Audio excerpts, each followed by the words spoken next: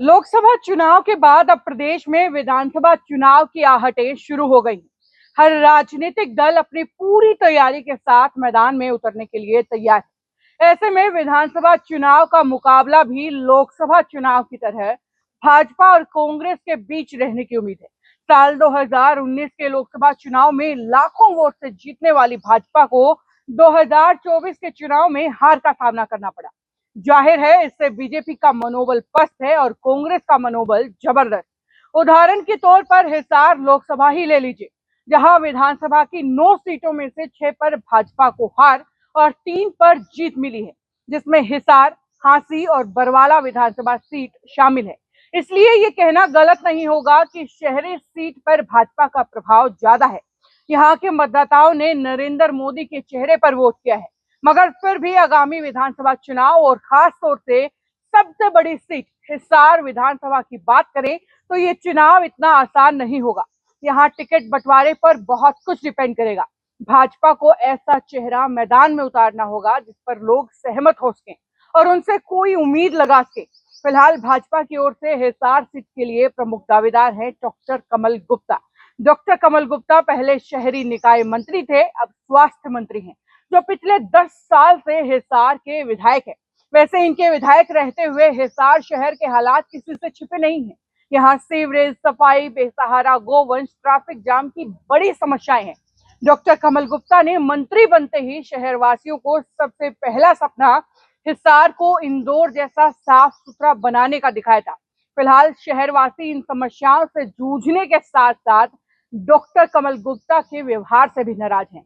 हालात ये हैं कि आम शहरवासियों में एक धारणा बन चुकी है कि डॉक्टर साहब के पास किसी समस्या के समाधान के लिए जाएंगे तो वो आप ही के गल पड़ जाएंगे। आपकी सीवरेज, पेयजल, पार्क की समस्या का समाधान कराने की बजाय एयरपोर्ट का ज्ञान देने लगेंगे। दरअसल शहर में लोग भाजपा के बजाय विधायक के व्यक्तिगत व्यवहार से ज्यादा परेशान हैं, जो मंत्री जी के टिकट कटने का बड़ा कारण बन सकता है।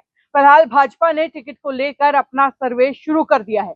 इसमें पहले चरण में मीडिया, पॉलिटिकल एक्टिविस्ट के अलावा कुछ जागरूक लोगों से फोन पर संपर्क कर फीडबैक लिया जा रहा है।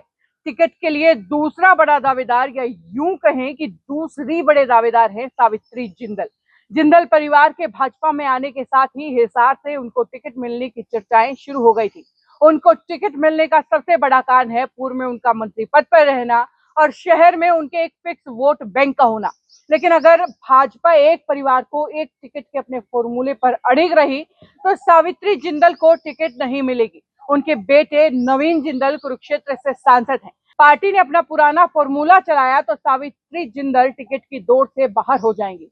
वैसे सावित्री जिंदल अब उम्र दराज हो चुकी हैं और पिछले 10 साल से हिसार की राजनीति से दूर हैं। उनकी यही कम सक्रियता भी उनकी टिकट कटने का कारण बन सकती है।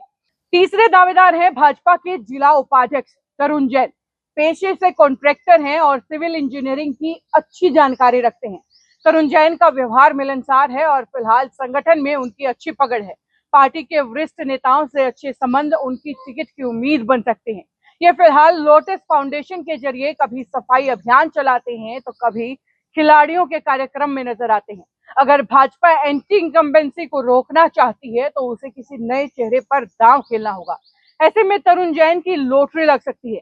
आपको बता दें कि जातिगत समीकरणों के हिसाब से टिकट का वितरण हुआ तो भी उसमें तरुण जैन फिट बैठेंगे, क्योंकि पंजाबी और बनिया समुदाय के लोग लंबे समय से हिसार के विधायक पद पर काबिज हैं। ऐसे में अब भाजपा जैन समुदाय से तरुण जैन को टिकट देकर पूरे प्रदेश में एक संदेश दे सकती है और प्रदेश भर में इस समीकरण का फायदा लेने के लिए भी दांवपेच खेल सकती है। वैसे आगामी विधानसभा चुनाव में हिसार सीट को लेकर के आपकी राय क्या है, कमेंट बॉक्स में लिख करके बताइए और इसी तरह के राजनीतिक दांवपेच को सुनने के लिए जुड़े रहिए सिविक न्यूज के साथ। नमस्कार।